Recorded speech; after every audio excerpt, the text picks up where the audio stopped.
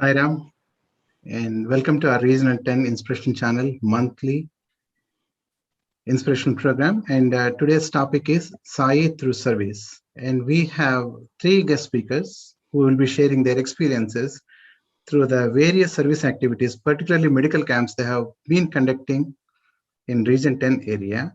And the guest speakers of the day are Manny Mistry, who will be leading the discussion, Irma, Dowden, Carlene, Wamack.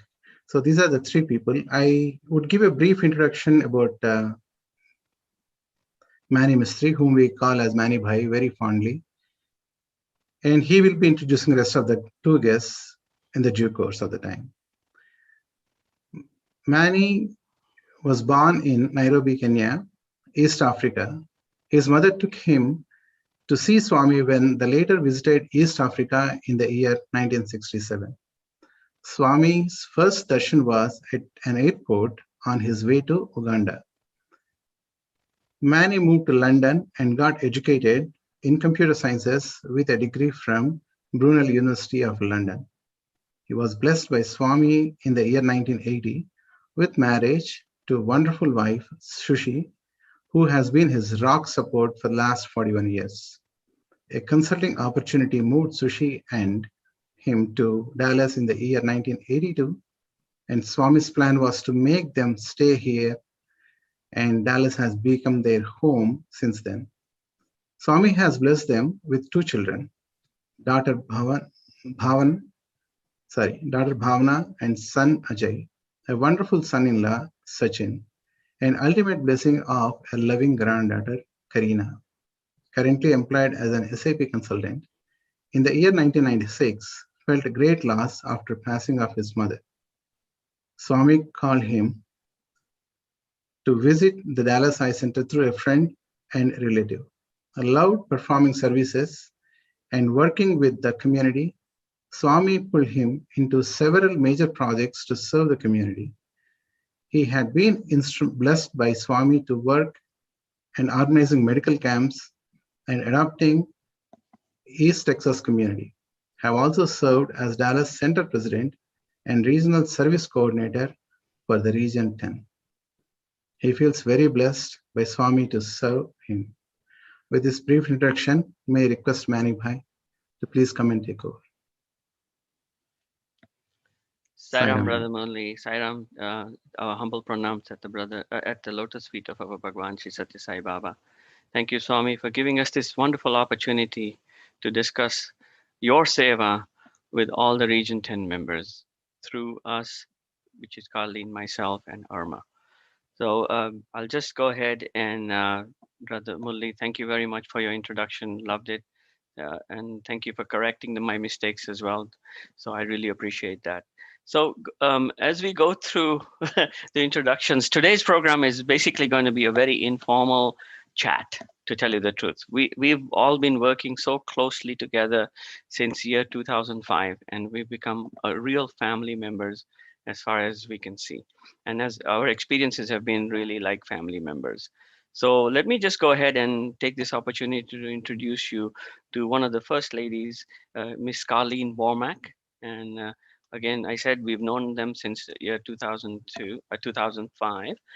Miss Carlene Wamack is a resident of Woodville, Texas, a small town in deep East Texas. Having lived most of her life in the rural settings, Miss Wamack had the first-hand experience of how difficult it can be for area residents to access needed healthcare and social services. Following healthcare crisis in her own family that was very emotional and financially devastating, Ms. Wamack closed her consulting business to pursue her dream of establishing an organization that would make easier for people to obtain the services they needed. With a whole lot of passion, a mere $25,000 grant from Robert Wood Johnson Foundation, Ms. Wamack founded East Texas Health Access Network, as we call ETHN, a collaborative of more than 200 health and social services, a nonprofit organization, serve the residents of deep East Texas. ETHN's mission was to help connect individuals with healthcare and social services they needed. As Ethan grew, its services expanded to include health education, health screening opportunities, case management, and prescription assistance services. Ethan served approximately 5,000 individuals annually. Miss Womack retired from Ethan in 2010, and knowing Carlene, she cannot sit still, so retirement was very, very short and did not last long. In 2011, Medicare managed healthcare rolled out in Deep Texas. Knowing that the area residents would not understand how to traverse this new Medicare system, Ms. Womack accepted a position with Mary Group as a community relations representative for this Medicare managed care organization. Ms. Womack continues her work to connect the lower income families and adults that AmeriGroup serves into the services they need. Besides that, she has been a volunteer for Sai organization, as I mentioned, since 2005. And she has conducted several projects with us, including medical camps, including coat drives, including food drives, food pantries, and you name it, she's done it. She's she's very blessed to have a wonderful husband, Ralph, who is always very supportive of her activities. And actually, to tell you the truth, that you will never miss them. They're both at every camp and every food drive we've had. So, Carlene, welcome today, and certainly enjoy talking to you whenever we do. And generally, you keep me on my toes no matter what is going on. So, welcome, Carlene. Thank you, Manny. Now, I'd like to introduce another person who we have been working very closely with, and her name is Irma Morales Dowden. She works with Carlene. We met her at the same time we met Carlene as well. She's also a native of Southeast Texas, certified community health worker. By profession, she was an optician as well. So she is a member of Jasper Evening Lion Club for past 20 years. In 2004, Ms. Dowden started a mission in Mexico with Lions International to help open several eye clinics throughout Mexico, where people are able to receive eye exams and glasses at no cost to clients. In 2005, as you all know, that was a rough year for us. Hurricane Katrina was large category 5 hurricane that hit New Orleans. And also there was another subsequent hurricane called Hurricane Rita, which came at the same time and the surrounding area. And she was asked to go to George Brown Convention Center in Houston and be part of a team making glasses for Katrina victims. In 2005, Irma became certified community health worker at nonprofit organization called Ethan. And she had the opportunity to go to Stanford and get her master's in training in chronic illnesses and diabetes. She received many awards from Lions for a year of 3 times. Leadership in June 2016, she was awarded Certificate of Recognition Community Health Worker. Only 3 were named in the whole state of Texas, and we are blessed that she was one of them. She's currently working at Gulf Coast Healthcare Center Incorporated as a community health worker and community liaison. Besides all this, again, she's been volunteering the Sai organization just like Irma since 2005 and has been doing a lot of work in the rural areas. She's a volunteer for American Red Cross, part of disaster team in Jasper and Newton counties. She's a board member of Jasper Lake Sam Rayburn Chamber of Commerce. So welcome, Irma. I think she's joining us a little late this evening because she's already tied up on another service which she does. So those are the 2 introductions which I briefly went through with these wonderful ladies who've been working. And of course, Irma is also blessed to have a husband called Carl, and he's always there. He's our IT guy. Whenever we do the medical camps, he makes sure that all our mics and everything is working. The presentations are working. So he does all those kind of services for us. And he's also a registered community advisor and also a registered healthcare advisor as well. So they both work as a team. These Irma and Carlene's husband and the whole family works as a team with the Sai organization in serving the community within East Texas. We are not there there every day, but they are there on a daily basis. They are our boots on the ground when we talk about East Texas. So let me just go ahead and start the conversation today. I'd like to kind of, before we get into the full conversation, I just want to give a little brief description on how we started with this medical camp project and how we started working in these areas. So if you all remember, there were several members of us, about 300 or something like us. We ended up visiting Swami in year 2003. And when we went out there, he gave us so much love, treated us with lots of respect and lots of love. We were able to enact plays and all kinds of services which he did over there. When we came back to Texas as a region, we felt there was a great loss. We did not do enough to serve him.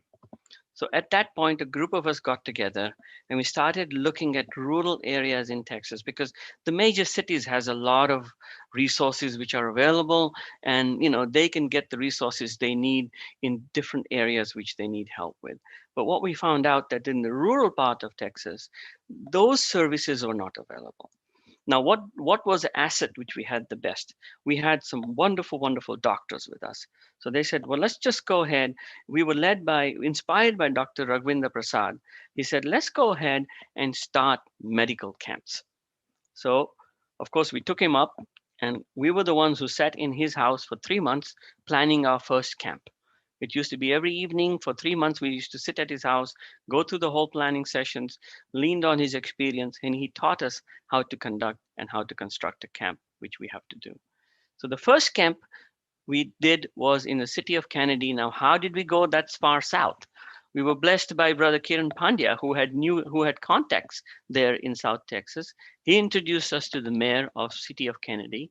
Now, when we got there, we found out it's pretty rough out there. There was no healthcare provided very frequently. There was a lot of need. So we convinced the mayor to have a medical camp. But he says, well, we can have a camp, but I don't have a place, a venue where you can have a camp. So he took us to this empty building, and it was really empty. It would look like a warehouse. So when we got there, our San Antonio team got into action. San Antonio and Austin team got into action, and they ended up building us the infrastructure which we needed to hold a camp. So our first camp was held in city of Kennedy, and I think we had about 350 people who came through on the first camp. Now, just to describe the camp to you, it was amazing. This is the first time we're having a camp. Now, early morning we do our prayers. If you all know, we always invoke God before we start our services. And that particular morning when we started our services, there was a tremendous aroma, beautiful aroma of Swami's signature, which was a vibhuti smell.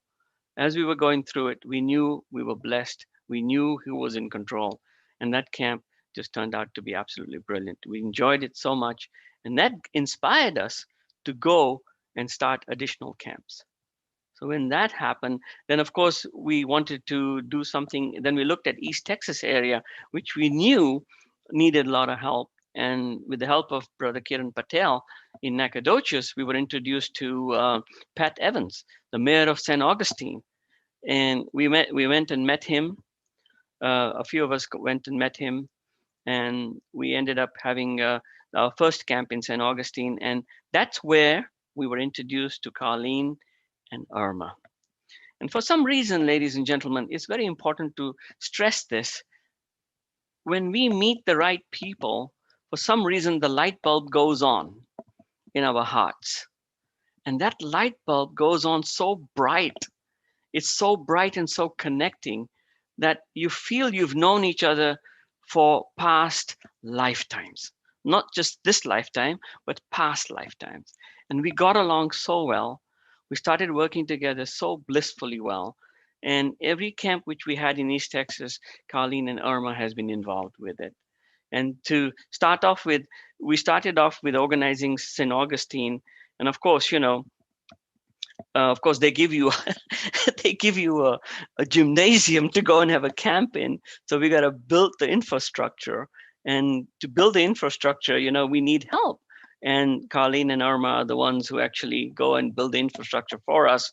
They get the supplies we take our supplies from here with the wonderful team of doctors who donated a lot of stuff by themselves.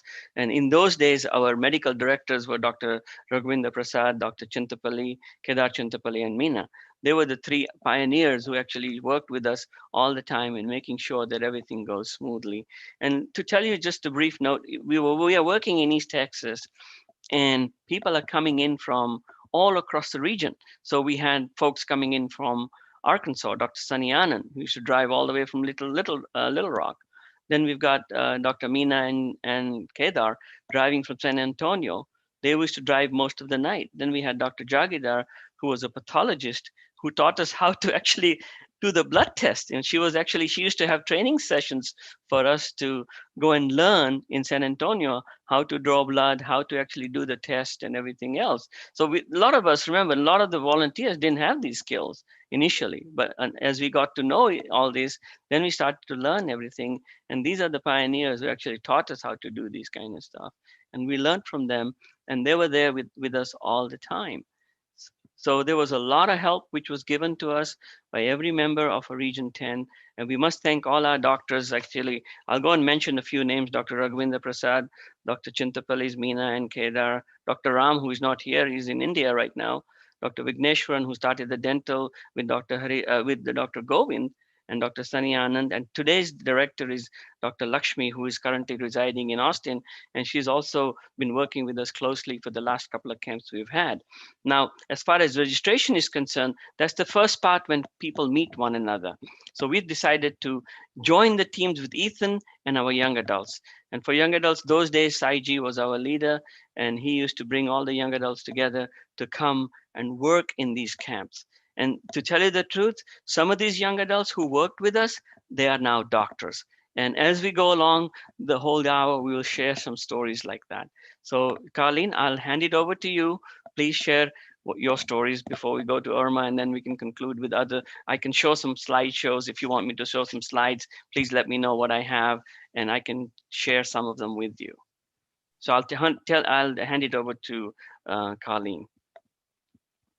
Good evening, everybody. It's a pleasure to be with you here. I'd rather see you in person, but if we can't, this is the next best option.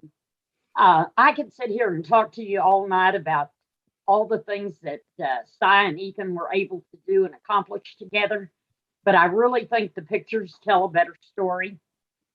And so, Manny, if you don't mind, could we do the slideshow? Yeah, okay. Let me just switch it on. I'm sharing, okay? Okay. So.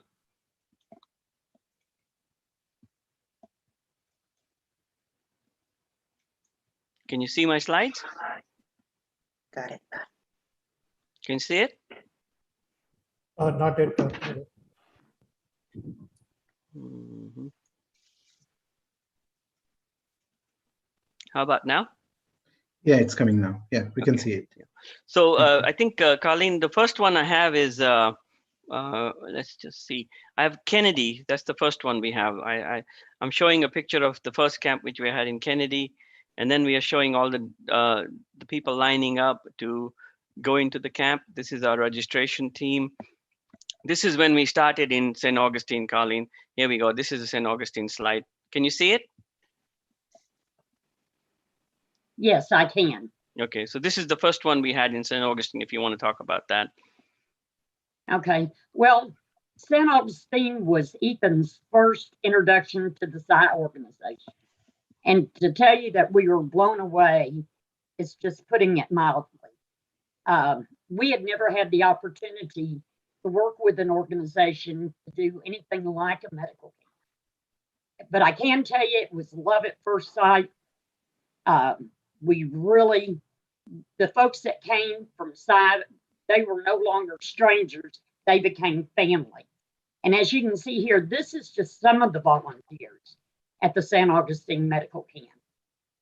I think maybe there were just as many volunteers as there were participants, and we had a great crowd and offered a lot of great services to folks. This is the next slide. The next one I have is where we're showing Dr. Prasad and Pat Evans and Duke he's a city manager. So I think one of the things I wanted to also share here, Carlene, if you may I, that this is not just Ethan and the church. Actually, we involve the whole community. If you want to please mention that, Carlene, you and Irma are the ones who actually round up the community. So do you want to talk about who you round up for every camp which we'd had up to now? Sure. Okay, well, you've got the mayor who has the mic standing next to Dr. Prasad, and we have the city manager. We also had people from the school district. We had home health agencies, nursing homes. We had them come in from all around the area. St. Augustine was kind of isolated from where our office was, over an hour drive, but there were a number of folks that came in from all over to volunteer with Ethan to help do this medical camp. And of course, it was everyone's here's first experience. But Manny, this picture reminds me of something, and it's something that really touched me at the first medical camp. And shortly after the mayor speaks, Dr. Prasad introduces everybody.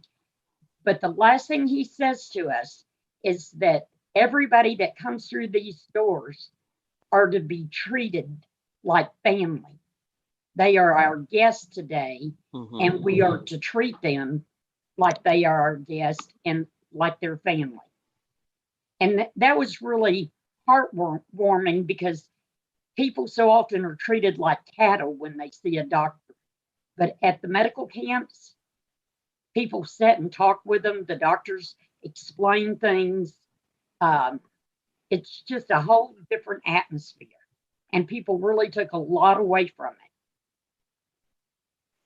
Okay, now I'm going to share the next picture here. This is where we, either you or Irma want to catch in. Irma is here now, right? So this is where we, Irma, you want to talk about this, Carlene? This is where we met to go ahead, and after Katrina and Rita, we were assembling food. We were delivering boxes of food in the rural parts where people could not get out. And we had all this set up to, so I think you guys helped us pack those boxes and put items in there, which we could distribute to all the rural participants in that area. So did you, I think last time when we were talking, you wanted to say something about this particular area, Well, because this service, right? What is so amazing about this picture is what you can't see. The wind had barely settled. And first, let me go back.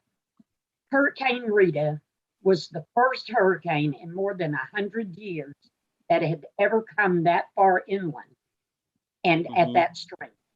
I mean, we were totally devastated. And because we are so rural, we were at the end of the line as far as getting FEMA in, getting Red Cross here. I mean, we were all by ourselves.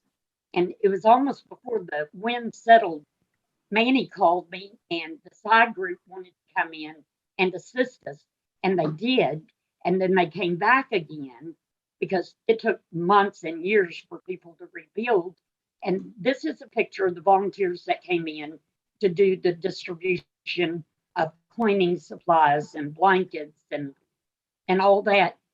But this is Ethan's office, front office. It's full, but the sidewalks outside were full as well from Sai volunteers coming in. And I think this is the first time I might have met Dr. Sunny. I mean, it was so amazing. It's just unbelievable. You know, we were so blessed. We had never had someone come in and help us like this. I don't think anybody in East Texas had ever experienced this kind of love and compassion. You know, we were always used to being at the end of the line because we're rural and sparsely populated. But Sai always treated us like we mattered. And for everybody, this young woman is a nurse from one of the local clinics helping to load these boxes. And there were plenty of nurses that helped deliver them. Every time the Sai group came in, they would say, make sure I'm on the list to volunteer. once they had an experience working with Sai members, they always wanted to come back. And in our area, because there are limited resources and what have you, and agencies competed for grant funding, it was unusual to have home health and hospitals and clinics working side by side. But Sai did that. They brought us together, which was really important to get us through this and on into the future. I think this is one of the houses we visited in those days, and that's our past president, Nandini Mahadev, and she was the one who was inspiring us to work as well. One other thing I wanted to mention, Carlene and Irma and the team, is that I think our side team was the one which actually opened the triage centers when the hurricanes happened, because Yes. a lot of the hospitals and the doctors vacated.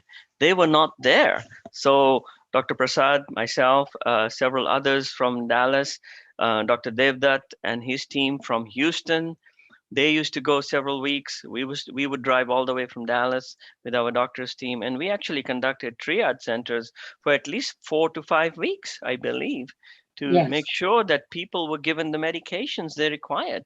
I think Irma was one of the ones who used to set it up for us in the rural areas of Woodville and Kerberville.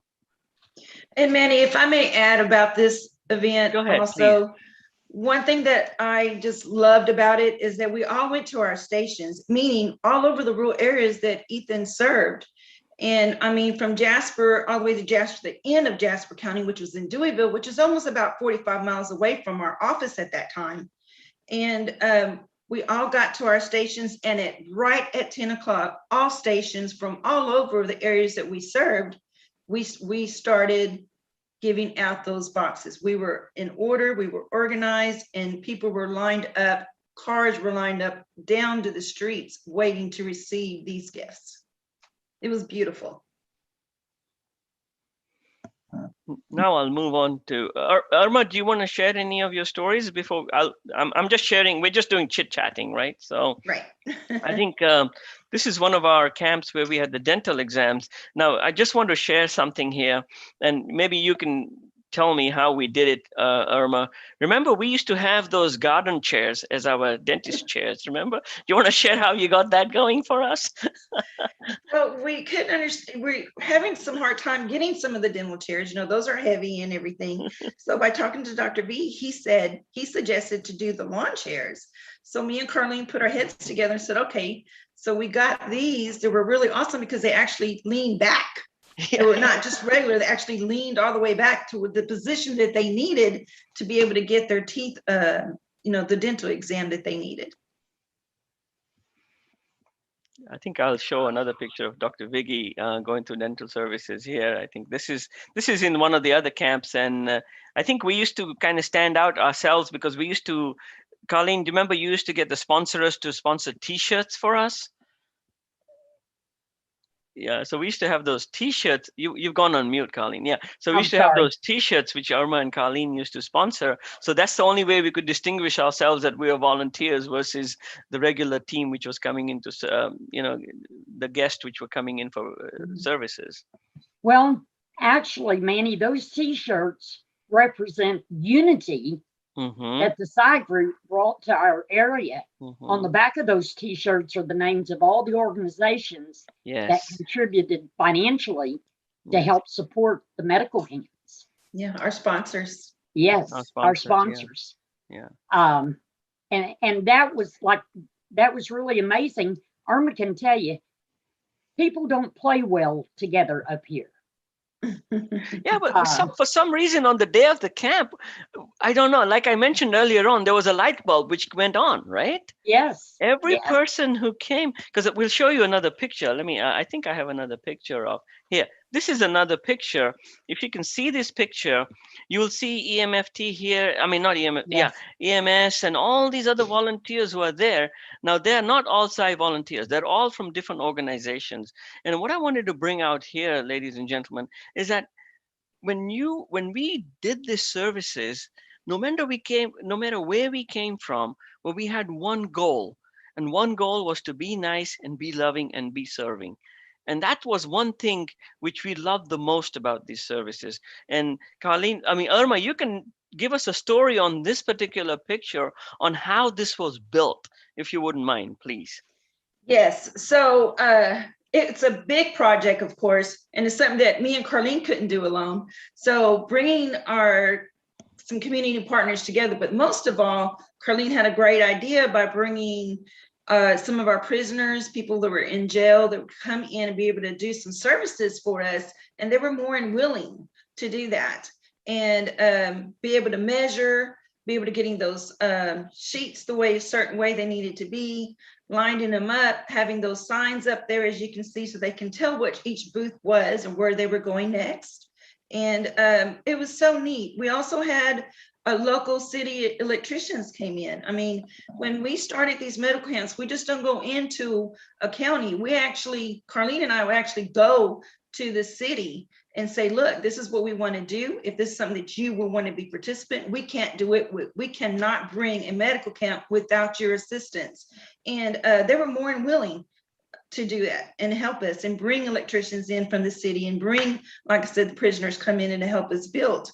And it was just a great thing. And they were so looking forward to it. And even during the medical camp, we asked that electrician to come in during that time, just in case if there was any problems with electricity, or we got, you know, too much going on one hearing, because we did bring heavy equipment. I mean, we had lots of equipment during vision, from auto refracting and heating. We did all kinds of things, not to mention dental. So we want to make sure that everything was working proper and that we didn't do any damage to any buildings that we were, you know, we were welcome into.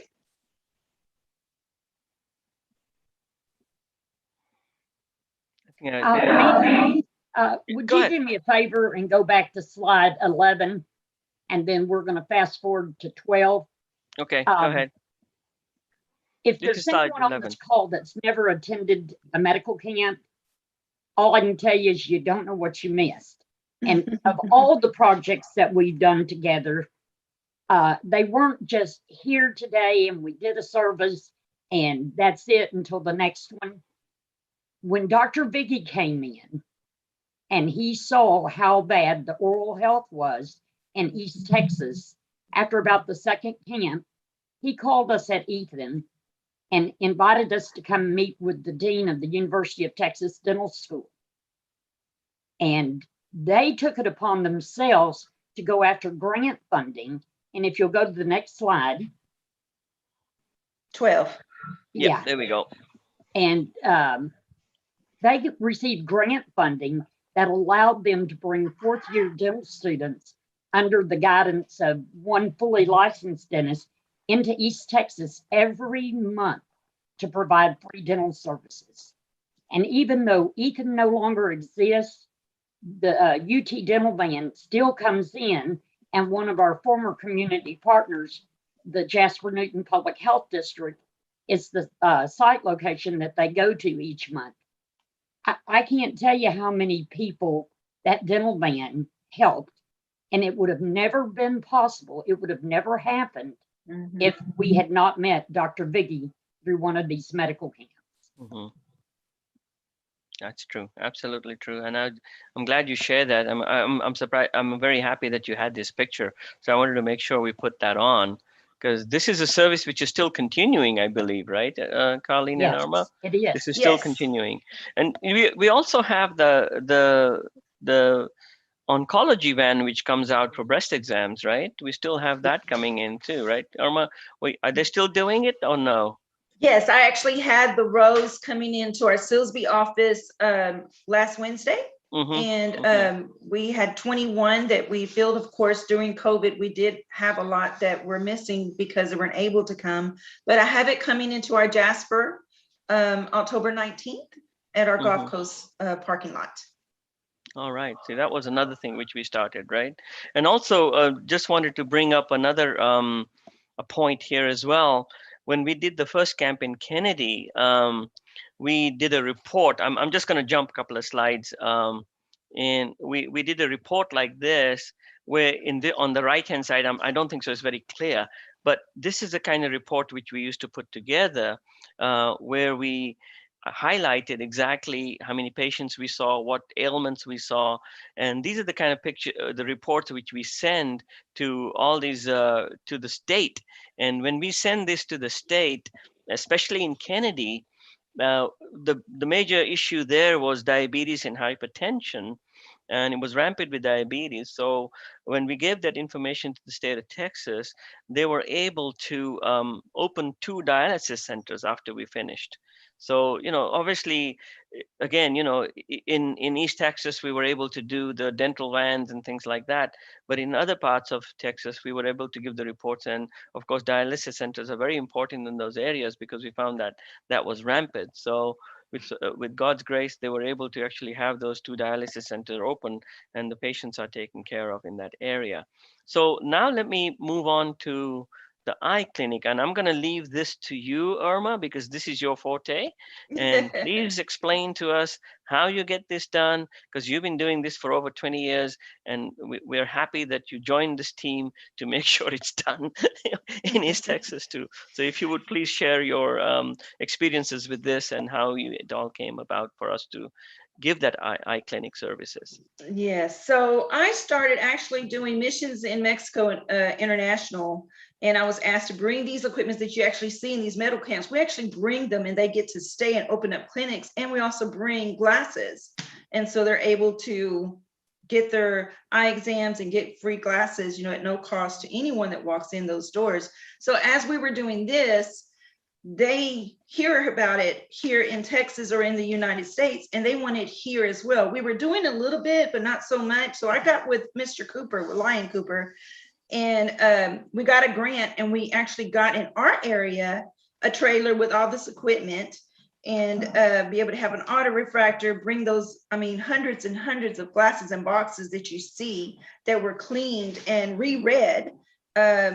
We also have eye charts. There's just a lot that we do, and not to mention the equipment for adjusting, because of course, once you put someone a pair of glasses on, they have to be adjusted to make sure they're fitted correctly, right? Or you're not going to be able to see out of them. So it's something, and I can actually report that we still do this. We actually have another new equipment that we're doing in our area, and it's called the Spot. So we're actually going to the schools now and actually seeing children at ages 3 and 2 and be able to check their vision.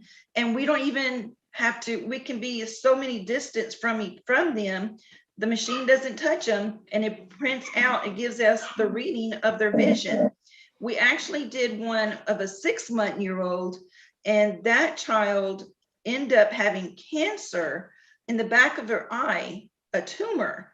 And we actually took that child, and that child was sent to the Houston Eye Associates, to the Houston Eye International, and got that vision taken care of that they would have never known unless they came through and let us know that they were having some issues and wasn't sure what was going on. So we said, well, let's just check her eyes. And sure enough, that happened. And that story goes on every conference ever since. It's such a rewarding, but this is so rewarding because a lot of people cannot afford glasses.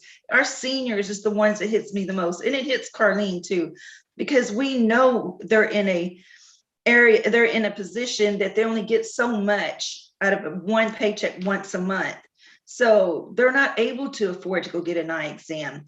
If you have Medicare, unless you're going to have cataract surgery, they'll do an eye exam, but they only pay for one glasses after cataract surgery.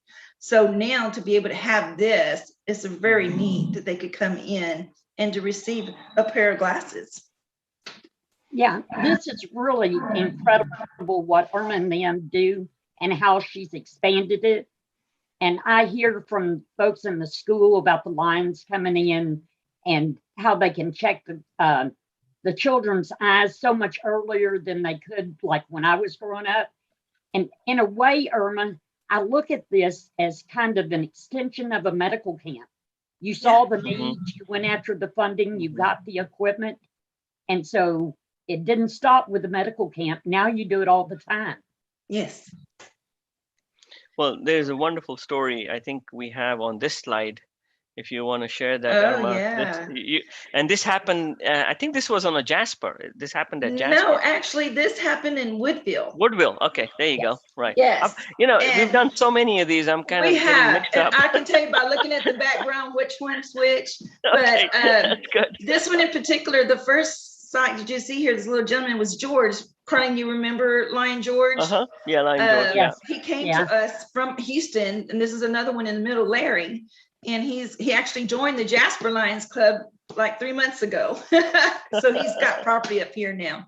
But Lion George, I just want to tell you, he's such a passionate man. But now he's in a nursing home. Bless his little heart. He's got Alzheimer's, and I got to see him about 3 months ago. Of course, he didn't remember me, but I tell you what, he loved coming to these camps. He did this eye chart, realized that this lady had some trouble, that she was having a lot of trouble. She couldn't even see the big numbers that letters that we see, like the very first one. So he made sure that he stayed with her from every step of the way until we got her glasses. And I tell you what, she was hugging everybody. As you can see, she's hugging Carlene, she's hugging Lion Larry. She's just so excited that she can see again. And that is such a touching, when they can say, I can see my medicine bottles, that I can open my Bible and be able to read. That's rewarding. If we help one person through 300 or 200 people that came in through our camp, and that one person, that's good enough for us. Yes. That's beautiful, wasn't it? Yeah. Yes. And actually, talking about sharing these kind of stories, I just wanted to bring up one story which I heard several times from you guys. Was we had a camp in Jasper, if you remember, and we had like 300 or 400 people come through that particular camp, 350 or I think it was 380 or 350, something like that. And it was a busy day. I just want to mention it was a very, very busy day. And of course, we used to have ushers. We call ushers. So every camp, you see all those people. You saw a lot of people out there, and we had more volunteers. Sometimes we had more volunteers, so we could use ushers. And the objective of an usher was very simple. As soon as a guest walks in, the guest goes through registration with our young adults and the members from the church. So we want to make sure everything is cohesive there. They know who they're talking to. And once they go through that, they raise a little flag, which is designed by Carlene. And she used to make sure she had those flags out there. And we would go, and the usher would take that person through the whole camp. Now, on that particular day, just to mention, basically the lab was getting bottlenecked a little bit. There was a little bit of a bottleneck at the lab. So you had to wait a little longer. So this lady comes up to this young man and says, listen, I'm an elderly lady. I only get to go out on Saturdays. I have to do my shopping and everything else which I have to do. Would you hold my place? And I would like to go and shop and come back again. I'll come back at 2 o'clock. She came back at 2, and that young man was waiting for her. He took her to the whole camp. And when the camp was over, I get a note from Carlene and Irma saying that I do not remember which doctor I talked to, but I remember that young man. He treated me so lovingly and made sure that I went and saw every booth which I needed to see and made sure that I was taken care of.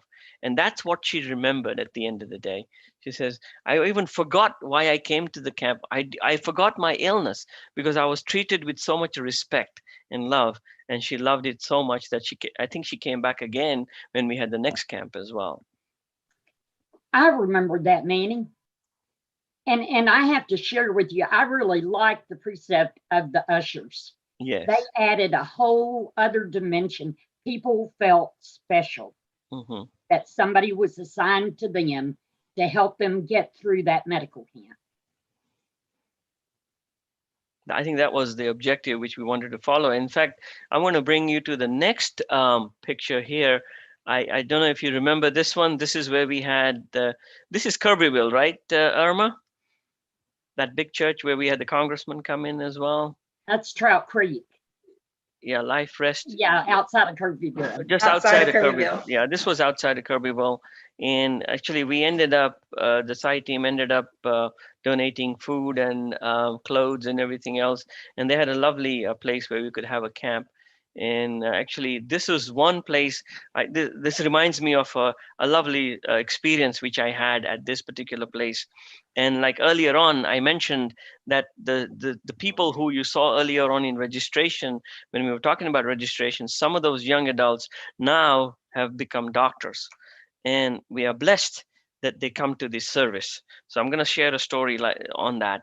So there was one lady who had come in a wheelchair, and I think I don't know which doctor saw her, but no, I mean I know who saw her, but I think she came in a wheelchair, and of course she was ill, and she was going through a lot of issues in her health, and she came and she says, I don't know why they brought me here. I don't want to see a doctor. I just want to go. So I spent a little time with her, talking to her. And I said, listen, this is not the regular doctor's visit which you go to. This is a fun time. And in fact, this particular church, I remember we had a festival going on. They were cooking outside in the back. There were children's playroom, children's activities, and it was like a fair. Just like imagine a Texas fair where we go out there and you have all these kind of things which are happening all over the place. And behind that church building, there was a big fair going on, and they really loved it. The children loved it, and so on. So this lady came in. She was very upset when she walked in. After about 15-20 minutes of talking to her, I convinced her to go to the camp. And basically, I took her myself. I ended up taking her to several of the stations. When she came to see the doctor, and of course, she didn't want to see a doctor because every doctor she had gone to, all they told her was that she was sick. And she was not going to get better very soon. She was sick. So she says, why do I need to see a doctor when they're going to tell me I'm sick?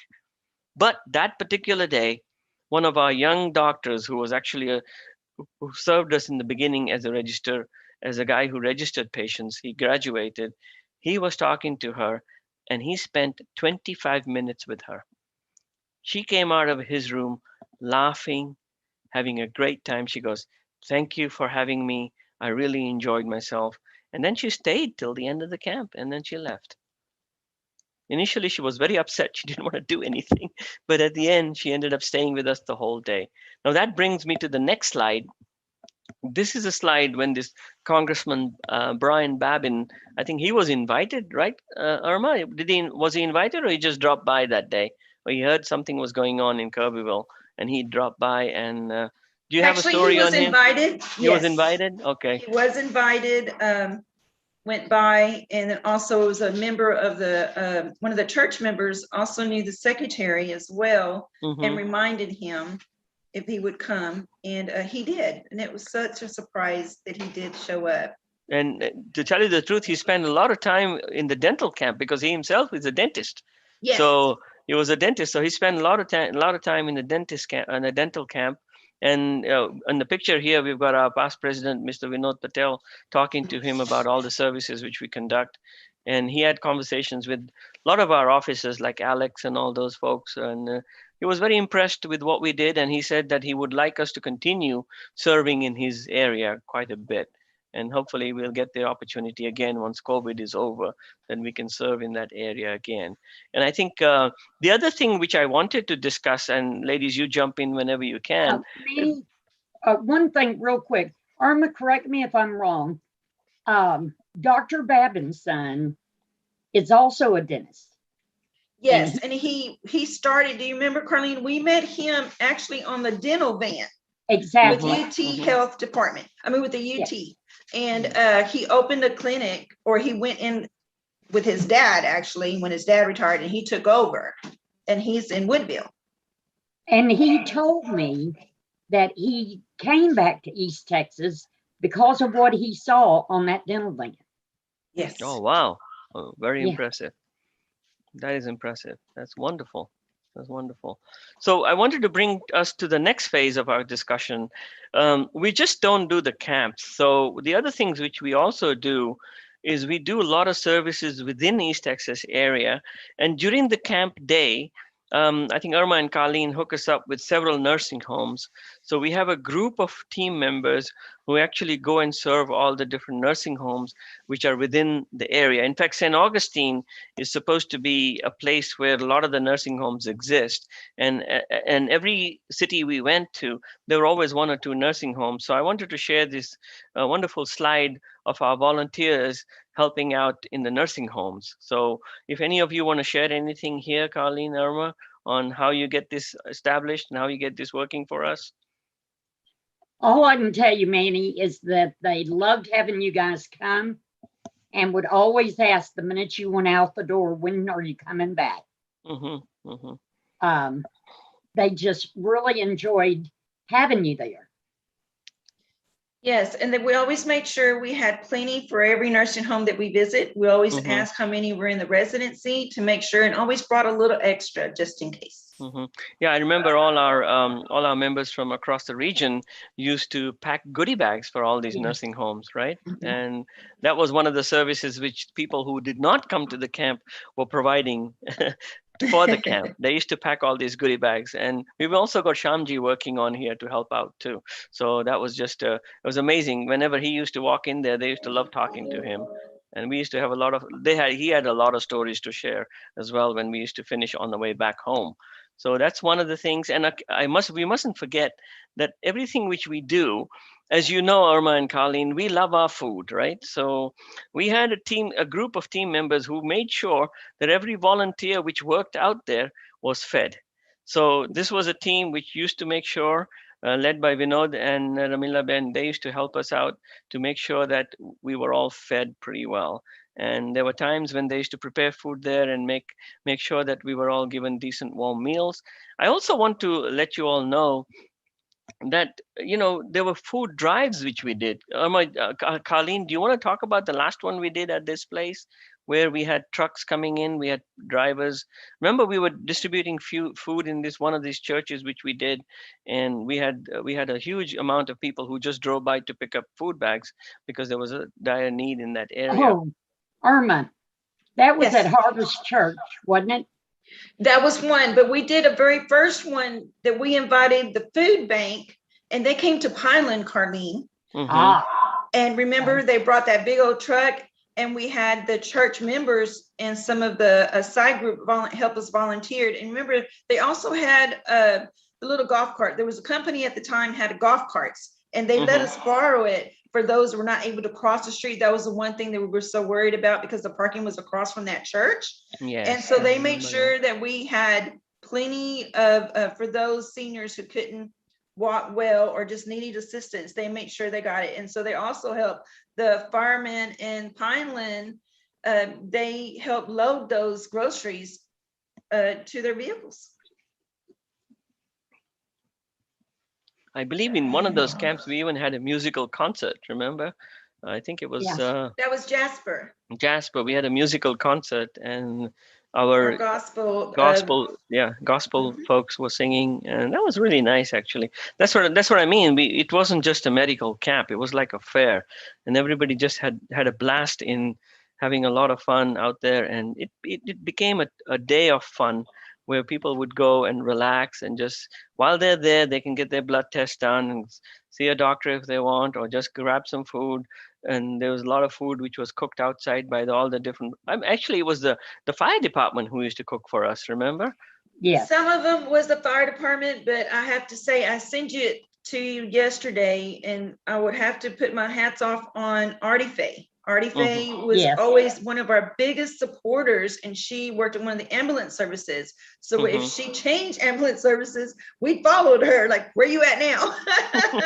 Because she was always big supportive of Ethan and also of the medical camps, and was our number one. Yes, we'll do it. So she either had hot dogs or sausages, and so we were very thankful for her and all her big support that she did. And of course, the fire department as well, they did some, but I would have to say my hats off is for Artie Faye. She was Absolutely. wonderful. And I think Absolutely. the other thing which we did at these camps, which reminds me a lot of, was SFA from Nacogdoches used to come and give us, to all the participants who came to the camp, they would have a table set up for nutrition. And these are experts in nutrition. These students used to come and talk about nutrition, what to eat, what not to eat. And they used to give us a good comprehensive information on the people who walked through the camp in making sure, because once you've gone through all the tests, the doctors say, hey, you need to stop eating this, you need to stop eating that. And these are the folks they used to go and see. They used to go and see after the doctor's visit, and they used to get a good lecture on what to eat, what not to eat. So it was a very comprehensive information they used to send out with a lot of flyers and everything else which they did. So I think, was it Irma or Carlene? Did you guys go into SFA and get those, recruit those folks? Manny, that was, yeah, Dr.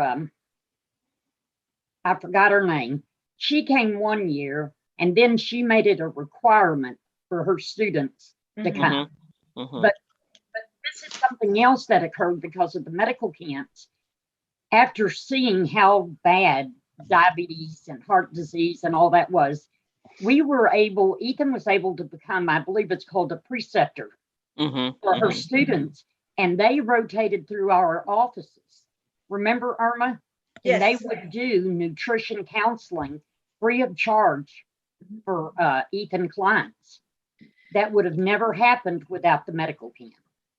They do one-on-one. We would actually schedule some, and then they also would participate on the classes that we would do. Yes. So the medical camps were how we started, but they had a snowball effect that really impacted the lives of us as Ethan staff members, but more importantly, the people in the communities we serve.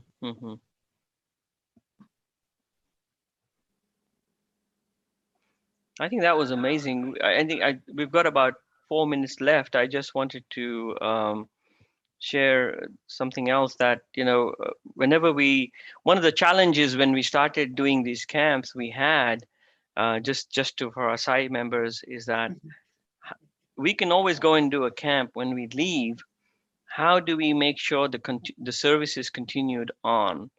And by working with Ethan and doing these camps, I think Dr. Larry Brown, I believe, who is also a resident of Jasper, after he saw what we were doing, he started his own camps, as far as I remember. Yes. I think we were discussing that the other day, and I don't know if he's still continuing on or not, but the idea was, the idea of the Sai organization to conduct these kind of camps was to get the local community involved and make sure that the continuity is there after we're out of there, just like how we did in Kennedy and in East Texas. And just want to let everyone know that East Texas is our community, which we adopted in all across Texas.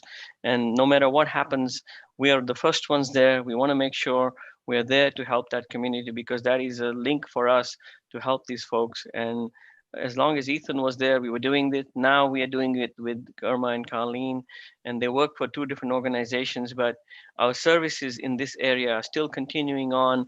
And I encourage all our members who are in Region 10, who are listening and who are actually able to listen to this later on after we've finished our discussion here, to join us and make sure that we make a difference within the community which we live in, because we live in a very vast state, and we need to help everyone which is in this area to make sure that they're given good health care or give them good education where they can work, and make sure that everything is taken care of for their health reasons. I also want to take the opportunity of thanking Irma and Carlene for joining me today. I had a wonderful conversations with you, and we always love working with you because we've done a lot of services besides clinics. We've done coat drives, we've done school drives, all kinds of stuff like that. Also want to take this opportunity to thank all our regional presidents and the Seva coordinators. After I left, Brother Ram Nandan took over as a Seva coordinator, then Brother Mahesh Rege, and now we have Brother Shiva Prasad, and they're continuing on with the services which we left off with. We must thank our past presidents as well, starting from Nandini, then we had Mukesh Brai and Brother Alex, Brother Vinod, and right now we have Brother Sham, who's taking the reins of this organization as a regional president. And thanks to all the doctors who have served us in these medical camps, and we look forward to all our young doctors who have graduated, and please take on the reins of taking care of these patients. So that being said, Irma, Carlene, do you want to share anything else before we hand it over to Brother Murli for closing, or Brother Sham for closing? The only thing that I would like to say is, having had the opportunity to work with all of you has probably been one of the highlights of my entire life. Thank you. It just really opened my eyes and my mind on how you embraced and loved the people that you were providing services to, and that you gave so willingly of your time and your money and everything else to come up to East Texas to help us. It really makes me humble to think that you would do this for us, and we really appreciate it. Thank you, Carlene. For me, I would like to say that all the years that we've worked together and bring these camps in the areas that so much needed and needed to be served, your family, and we all are, 100%. And we don't forget, we always remember, and my kind words would be love all, right? Yes. Thank you. Thank you. So, Brother Sham, I'll leave it to you now to close, please, and then we'll take questions. If anybody has questions, please bring them up now before we get Brother Sham to close. Is that okay, Shamji? Absolutely. Absolutely. Yes. So if anybody has any questions, we're open to questions. If you want to ask, please go ahead. If none, then I'll give it to Brother Sham.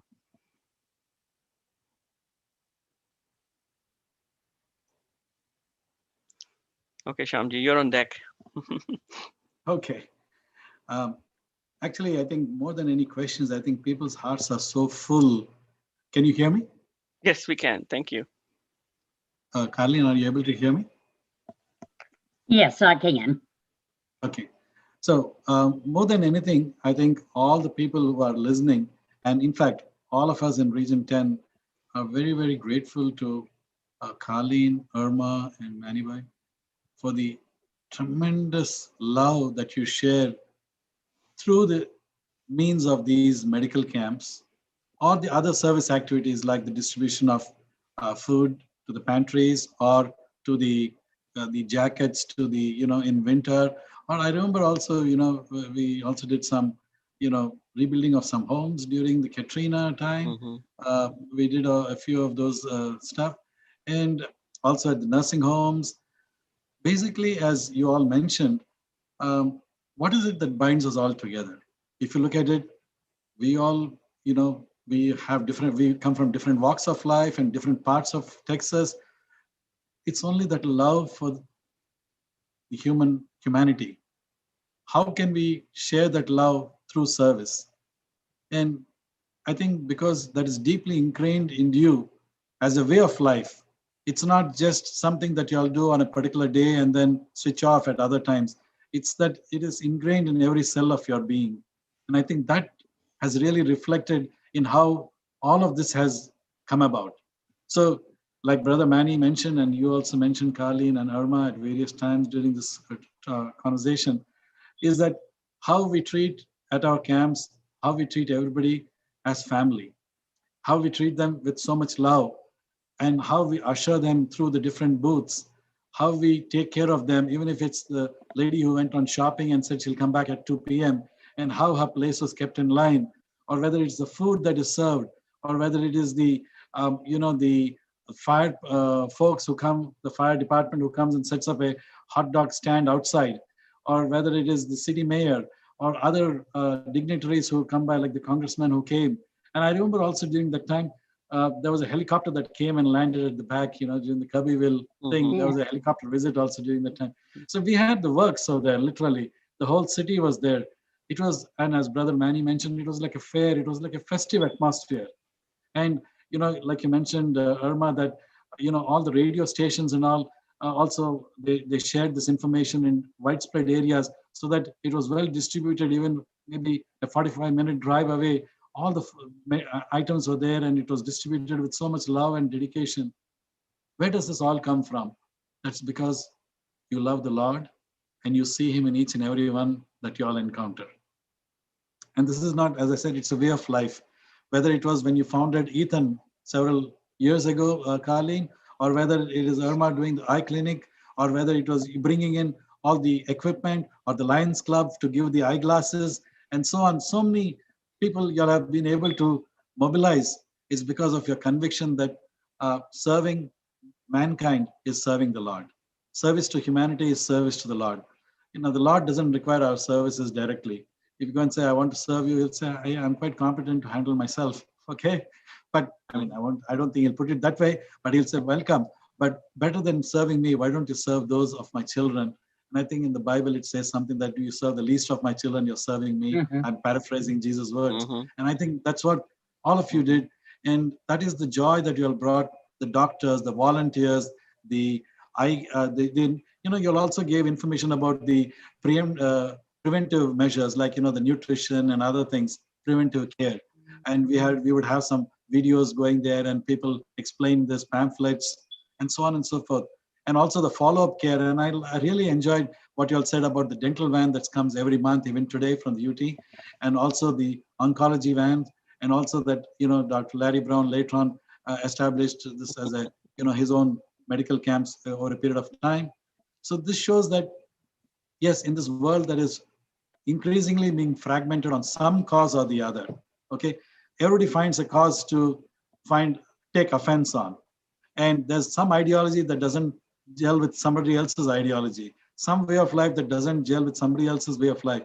And you all have found this one cohesive thing, which is service, which is an expression of love, which can bring communities together, which can give people who have radically different political ideas, religious ideas, or whatever else, but we find common ground.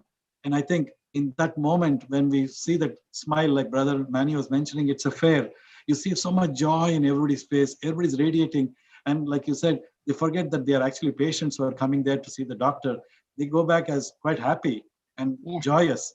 And I think, already a lot of people are carrying a lot of burdens in their life, and it's not so happy for many people. But if you can bring the joy to them, which you all have done and which you all continue to do, and that's why we look forward in Region 10 for this long-term association. And it's not that now we know that each other are reliable partners in this effort. The Sai organization is not going away. It's always there. Carlene, Irma, whenever you all want, whenever you all say, hey, we can have a next camp. And I know Brother Manny is chomping at the bit. When can we have our next medical camp? This COVID thing came and gave us a forced break. But when can we get back into action? And I think you all are the best people to make it happen. And I'm so honored that even I can count you. And I remember also during Sai Baba's 85th birthday, all of you contributed articles for that book, United Souls of America for Sai. And that shows how much you impact us and how much you love us. And so we are very grateful to you, Carlene, to Irma, and of course, our beloved Manny Bhai. And we look forward to this ongoing journey for years to come. And please tell us when we can come for the next medical camp. We are here to do your bidding. With that, please accept the heartfelt gratitude of all from Region 10. And you are family to us. And you have a standing invitation whenever you visit us in this part, whether it's Houston, Texas, any other city here. If you have any work or anything, please come and visit with us at our centers, and which have opened now to people coming and worshiping together, or to our homes. We'll be honored to have you here. With that, thank you so much. Thank you. And you are welcome to come up here anytime. I'll get Ralph out of retirement. Irma, you don't give Ralph a hard time now. You don't give Ralph a hard time, So one other thing I wanted to mention, Shamji, just wanted to add to what you just said. Just a quick tidbit, which I found out later on, was when our group went in 2008, and we took a Seva album with us. Yes. I think Brother Sai Ji was sharing this with me. When he took the album to Swami to see, and he paid particular attention to the pictures of Carlene Irma conducting the camp, because we had several pictures over there, and Swami paid particular attention to this, and he was asking more information on the particular camps which we had. So Irma and Carlene, just wanted to let you know, it went all the way to India, and it was viewed by Sai Baba as well. Thank you for sharing those pictures with us. That's wonderful. Thank you. Yeah, because All I can tell you is we were blessed. You blessed us and everybody up here, but we were blessed. thank you so much. And we really honestly look forward to our next opportunity to partner. And Carlene and Irma, you guys are not retiring at all. There's no retirement for you. The latest update in your bio is that beyond retirement. We'll continue on working. Absolutely. I think Irma and I both are probably never going to retire. No. Not completely. You can't afford to. No. Nobody will work out there, right? So What need will all happen you. to us if you retire? yeah, Where will we won't go? have- yeah. Yeah, we need you. We need that We really friendship, need you. that love, that companionship, that guidance, that partnering in serving the community. And you do not know, I sincerely say this from the bottom of my heart, from the first time we met back in 2005 or whenever it was, on that sidewalk in Jasper, where your office was at that time, in the corner of the streets, if you recall. And then from there to the triad centers, to everything, it was so magical. It is such a fantastic memory that we have. We are blessed, and I think, like you rightly said, Irma, I would count these as some of the best moments of my life that I've ever spent with all of you on this planet. In fact, I've had wonderful times. I acknowledge that, but these are among the very best. And thank you for making it so. Thank you. Thank you. Thank you. Do we close If now? you don't, if you have any closing remarks, please share that. Others, we can close the session with an Om and 3 Shantis. We'll do that. If you have any final words, Irma or Carlene, please share them. No, Okay. just thank you. Stay safe, and we look forward to seeing you again soon. When the heart Let's is do full, another all- medical camp. Yeah, I think Irma, the only closing I have is that I think we're going to organize something in next spring, right? So we were going to do it. We hopefully. were going to do it in fall, but I think the Delta variant is pretty aggressive, so we're going to postpone the fall into the spring of next year. Yeah, and Carlene, let's get together and talk about the church you want to do in Trout Creek. And maybe we can come up with something during that springtime. Maybe things will calm down a little bit. We have a Gulf Coast Health Center has a big, huge health fair this Saturday, and Carlene's going to be a part of it. And her company actually was one of our sponsors, and we want to thank you for that. But it's huge. And if any of the Houston Sai are wanting to come and visit, we're there from 10 to 2 in Port Arthur. Okay, good. We'll let people know. And I'll share that with y'all by an email with an address. Okay, sounds good.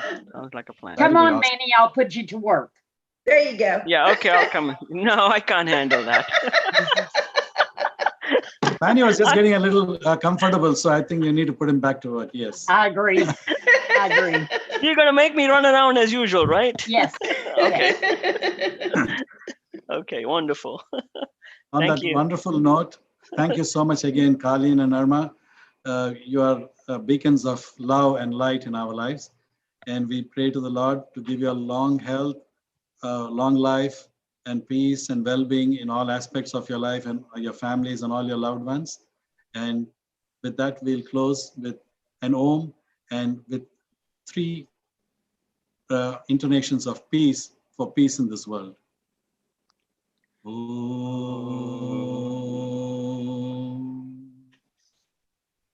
Peace. Peace.